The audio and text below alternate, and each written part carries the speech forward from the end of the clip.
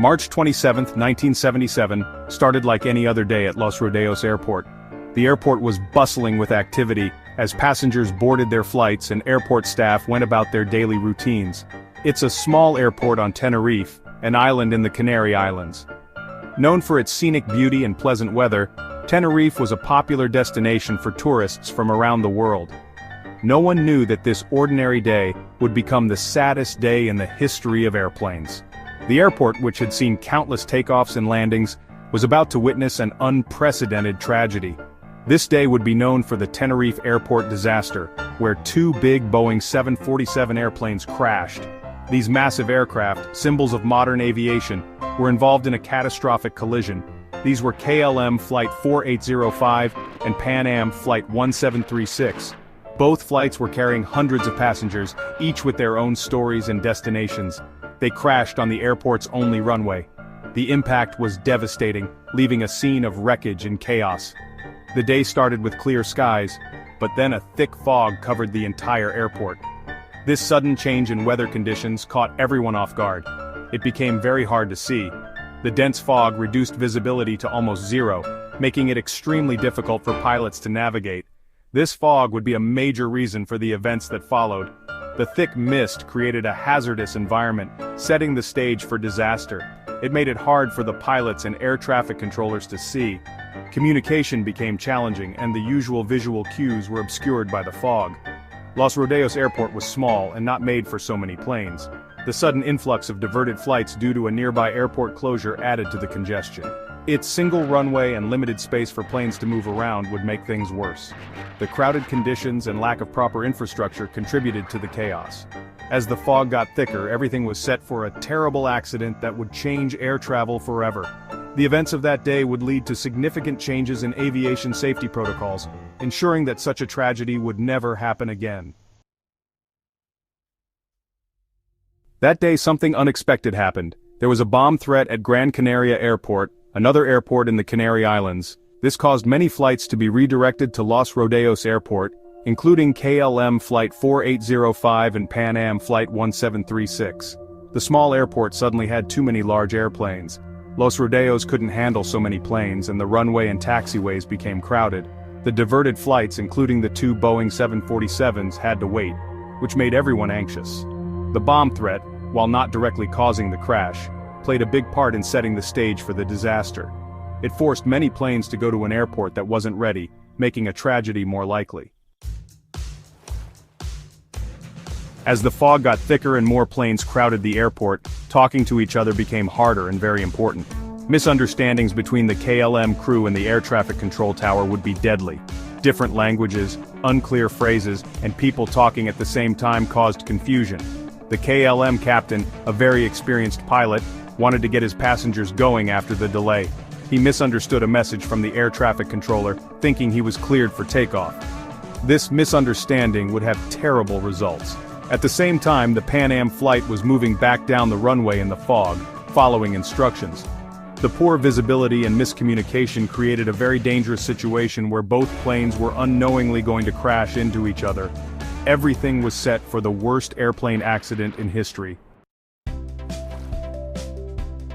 Even though he didn't get clear permission to take off, the KLM captain started going down the runway. He thought the runway was clear based on his misunderstanding. Sadly, this wasn't true. At the same time, the Pan Am 747 was still on the runway, hidden by fog. The KLM crew couldn't see the Pan Am plane because of the fog until it was too late. The crash was terrible.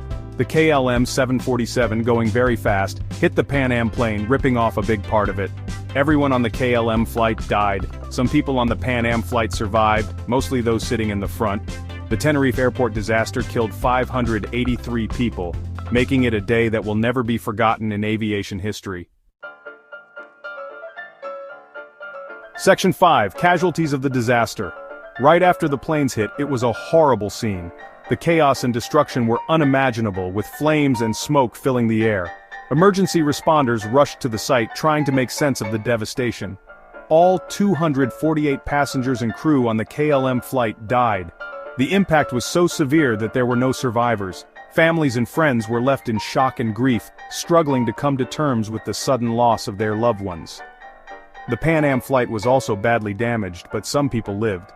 The survivors were a mix of those who were fortunate enough to be in less damaged sections of the plane, and those who managed to escape the wreckage in time. 61 out of the 396 people on the Pan Am 747 got out alive. These survivors were quickly attended to by emergency responders, who provided medical aid and comfort in the midst of the chaos. Most of the survivors were sitting in the front of the plane, which wasn't as damaged. This section of the aircraft provided a small haven amidst the destruction, allowing some passengers to escape with their lives. The survivors had a terrifying experience escaping the wreckage as fire burned around them. The heat and smoke made it difficult to see and breathe, adding to the panic and fear of the moment. The impact and the fire, made worse by lots of jet fuel, made rescuing people extremely hard and dangerous. Firefighters and emergency personnel had to navigate through the burning wreckage, risking their own lives to save others. The disaster was so big that it overwhelmed the local emergency services. The sheer scale of the incident required additional support from neighboring regions, as the local team struggled to manage the situation. It took many hours to put out the fire and even longer to recover the victims. The rescue operation was painstaking and emotionally draining, as responders worked tirelessly to bring closure to the families of the victims. The world was shocked and saddened as news of the disaster spread.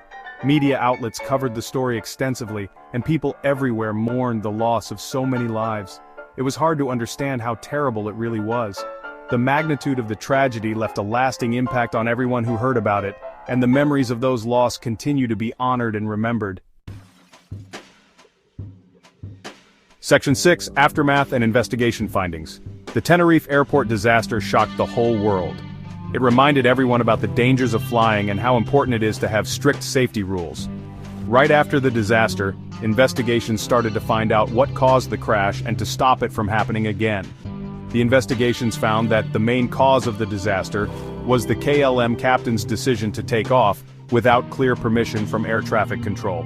While the captain might have misunderstood what the controller said, this decision, along with other factors, was deadly. The investigations also showed that problems with communication, the thick fog, and too many planes on the runway were also to blame. All of these things together caused this horrible accident, the deadliest in aviation history. Section 7. Changes in aviation safety. The Tenerife airport disaster was a wake-up call for everyone in the aviation industry. This tragic event, which occurred in 1977, involved two Boeing 747s colliding on the runway, resulting in the loss of 583 lives. It was the deadliest aviation accident in history and highlighted severe flaws in communication and safety protocols. It made them rethink safety rules, communication procedures, and how they trained pilots. The disaster underscored the need for rigorous training programs and the importance of clear, unambiguous communication between pilots and air traffic controllers. After the tragedy, they made big changes to try to stop similar disasters. These changes included overhauling safety protocols, improving communication systems, and implementing new training programs to ensure that all personnel were better prepared for emergencies. One of the biggest changes was making the way air traffic controllers talk to pilots the same everywhere. This standardization aimed to eliminate misunderstandings that could lead to catastrophic errors. The disaster showed how dangerous unclear language could be and how important it is for pilots and controllers to understand each other perfectly. Miscommunication had been a significant factor in the Tenerife disaster, and the industry recognized that clear, standardized language was crucial for safety. They started using the same phrases and words everywhere to avoid confusion.